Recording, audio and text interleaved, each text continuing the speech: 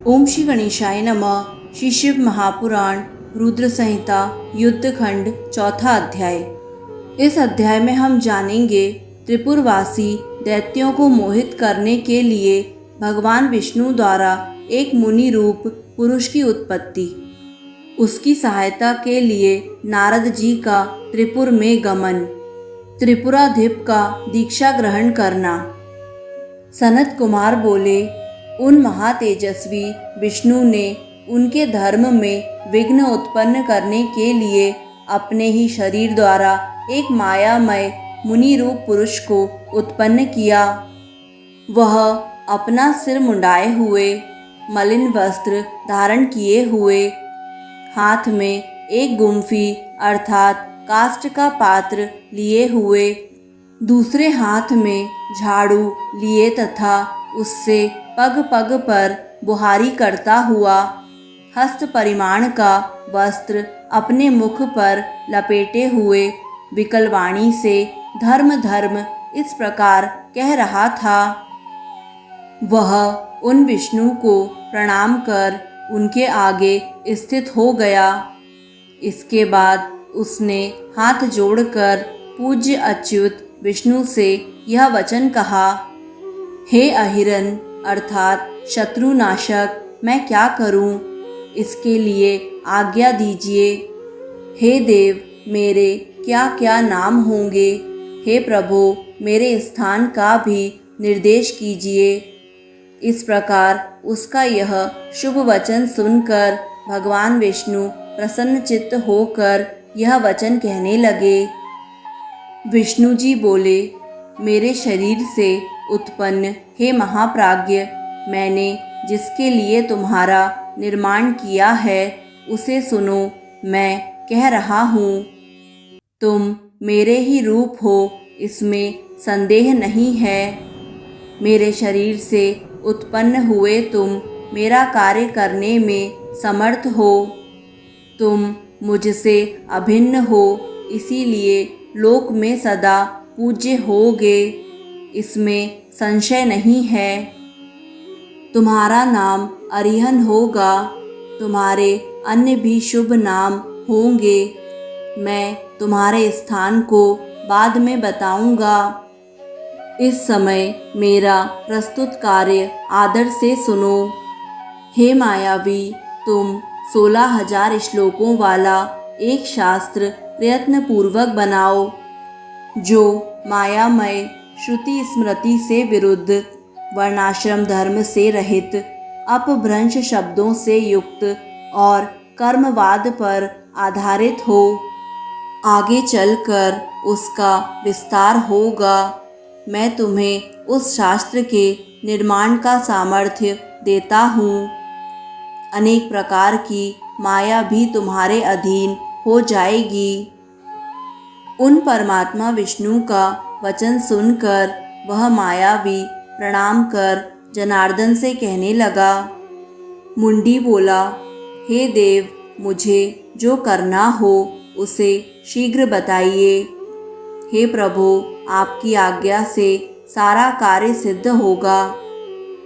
सनत कुमार बोले, मुंडी के द्वारा ऐसा कहे जाने पर भगवान ने उसे मायामय शास्त्र पढ़ाया और बताया कि स्वर्ग नरक की प्रतीति यहीं पर है, इसमें संदेह नहीं है। उसके बाद विष्णु ने शिव जी के चरण कमल का स्मरण करके उससे पुनः कहा कि तुम त्रिपुर में रहने वाले इन समस्त दैत्यों को मोहित करो, तुम उन्हें दीक्षित करो और प्रयत्नपूर्वक इस शास्त्र को पढ़ाओ। हे महामते, मेरी आज्ञा के कारण तुम्हें ऐसा करने से दोष नहीं लगेगा। हे यते, इसमें संदेह नहीं कि वहाँ श्रौत स्मार्त धर्म प्रकाश कर रहे हैं, किंतु तुम इस विद्या के द्वारा उन सभी को धर्म से च्युत करो। हे मुंडिन, अब तुम उन त्रिपुरवासियों के विनाश के लिए जाओ और तमोगुणी धर्म को प्रकाशित कर तीनों पुरों का नाश करो।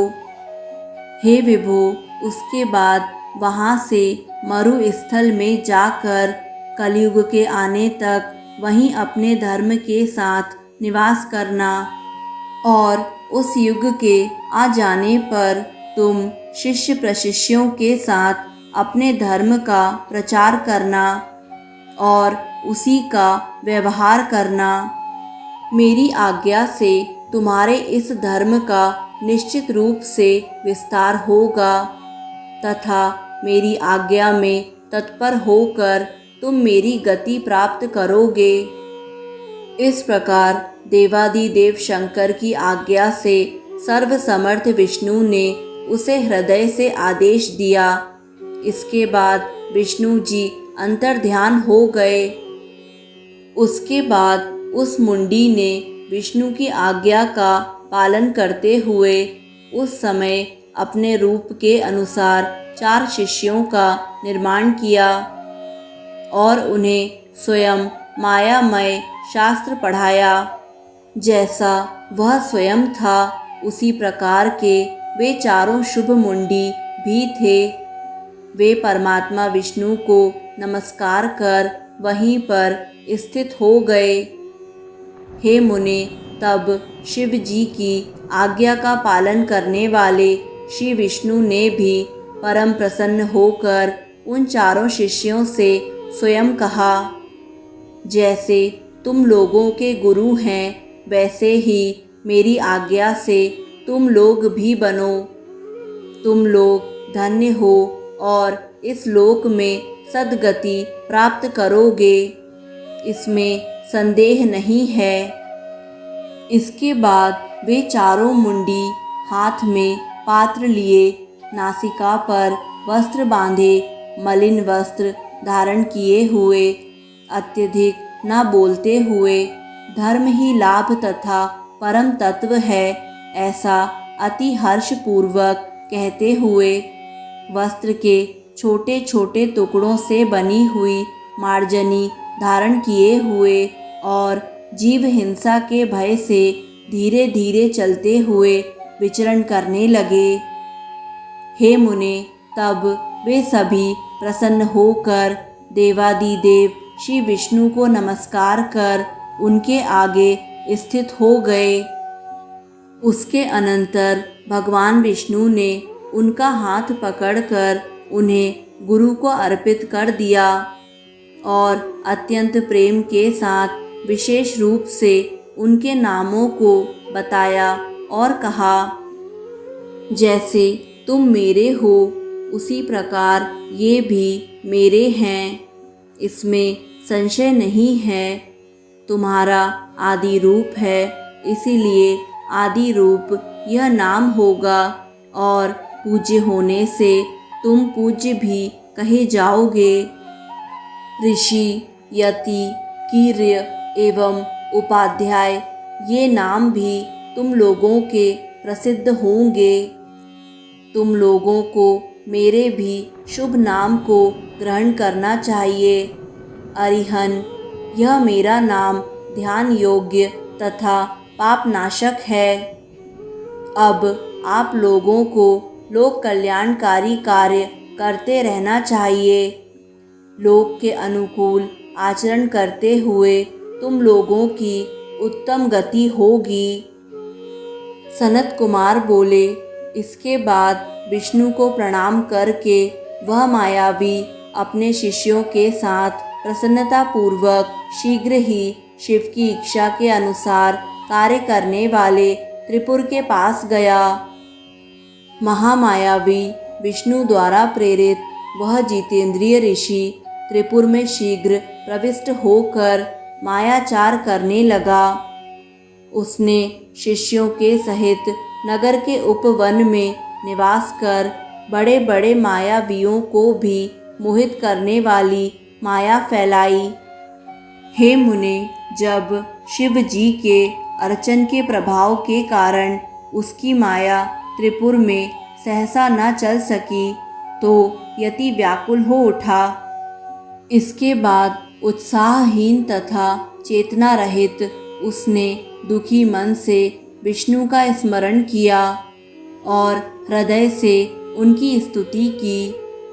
उसके द्वारा स्मरण किए गए विष्णु जी ने हृदय में शंकर जी का ध्यान किया और उनकी आज्ञा प्राप्त कर शीघ्र ही मन से नारद जी का स्मरण किया।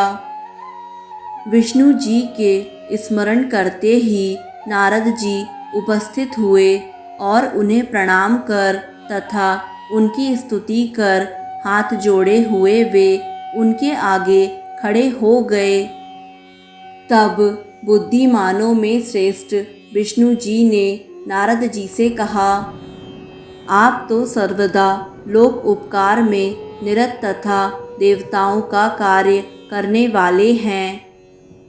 हे तात, मैं शिव जी की आज्ञा से कहता हूँ कि आप शीघ्र ही त्रिपुर में जाएं। उस पुर के निवासियों को मोहित करने के लिए एक ऋषि अपने शिष्यों के साथ वहाँ गए हैं। सनत कुमार बोले, उनका यह वचन सुनकर मुनि श्रेष्ठ नारद जी बड़ी शीघ्रता से वहाँ गए जहाँ मायावियों में श्रेष्ठ वह ऋषि था। नारद जी भी बड़े मायावी थे। उन्होंने मायावी प्रभु विष्णु की आज्ञा से उस पुर में प्रवेश कर उस मायावी से दीक्षा ग्रहण कर ली। उसके बाद नारद जी ने त्रिपुराधिपति के पास जाकर उसका कुशल मंगल आदि पूछकर राजा से सारा वृत्तांत कहा। नारद जी बोले, हे राजन, धर्मपरायण, सभी विद्याओं में पारंगत और वेद विद्याओं में प्रवीण कोई यति आपके नगर में आया है। हमने बहुत धर्म देखे हैं परंतु इसके समान नहीं। इसके सनातन धर्म को देखकर हमने इससे दीक्षा ले ली है। अतः हे दैत्य सत्तम, हे महाराज, यदि आपकी भी इच्छा उस धर्म में हो तो आप भी उस धर्म की दीक्षा ग्रहण कर लें। सनत कुमार बोले, नारद जी का विशद अर्थ गर्भित वचन सुनकर वह दैत्याधिपति बड़ा विस्मित हो उठा और मोहित होकर मन में कहने लगा कि जब नारद जी ने स्वयं दीक्षा ली है तो हम भी उससे दीक्षा ग्रहण कर लें। ऐसा सोचकर वह स्वयं वहाँ गया। उसके स्वरूप को देखकर उसकी माया से मोहित दैत्य ने उस महात्मा को नमस्कार करके यह वचन कहा। त्रिपुराधिप बोला, पवित्र अंतःकरण वाले हे ऋषे, आप मुझे भी दीक्षा दीजिए। मैं आपका शिष्य बनूंगा, यह सत्य है, इसमें संशय नहीं है। दैत्यराज के इस निर्मल वचन को सुनकर उस सनातन ऋषि ने प्रयत्न के साथ कहा, हे दैत्य सत्तम, यदि तुम मेरी आज्ञा का सर्वथा पालन करोगे तभी मैं दीक्षा दे सकता हूँ, अन्यथा करोड़ों यत्न करने पर भी दीक्षा नहीं दूंगा। इस प्रकार यह वचन सुनकर राजा माया के अधीन हो गया और हाथ जोड़कर बड़ी शीघ्रता से यति से यह वचन कहने लगा। दैत्यराज बोला, आप जैसी आज्ञा देंगे मैं वैसा ही करूँगा, उसके विपरीत नहीं करूँगा। मैं आपकी आज्ञा का उल्लंघन नहीं करूँगा, यह सत्य है, इसमें संशय नहीं है। सनत कुमार बोले, त्रिपुराधिपति का यह वचन सुनकर उस ऋषि श्रेष्ठ ने अपने मुख से वस्त्र हटाकर उससे कहा, हे दैत्येंद्र, आप सभी धर्मों में परम उत्तम इस दीक्षा को ग्रहण कीजिए, जिस दीक्षा के विधान से तुम कृतार्थ हो जाओगे। सनत कुमार बोले, ऐसा कहकर उस मायावी ने विधि विधान के साथ अपने धर्म में बताई गई दीक्षा उस दैत्यराज को शीघ्र ही प्रदान की। हे मुने, अपने सहोदरों के सहित उस दैत्यराज के दीक्षित हो जाने पर सभी त्रिपुरवासी भी उस धर्म में दीक्षित हो गए। हे मुने, उस समय महामायावी उस ऋषि के शिष्यों तथा प्रशिष्यों से वह संपूर्ण त्रिपुर शीघ्र ही व्याप्त हो गया। इस प्रकार श्री शिव महापुराण के अंतर्गत द्वितीय रुद्र संहिता के पंचम युद्ध खंड में सनत कुमार पाराशर्य संवाद में त्रिपुर दीक्षा विधान वर्णन नामक चौथा अध्याय पूर्ण हुआ। दोस्तों, आगे आने वाले सभी अध्यायों को निरंतर सुनने के लिए YouTube चैनल आध्यात्मिक कथाएं को लाइक करें, सब्सक्राइब करें और बेल आइकन पर प्रेस करें। धन्यवाद।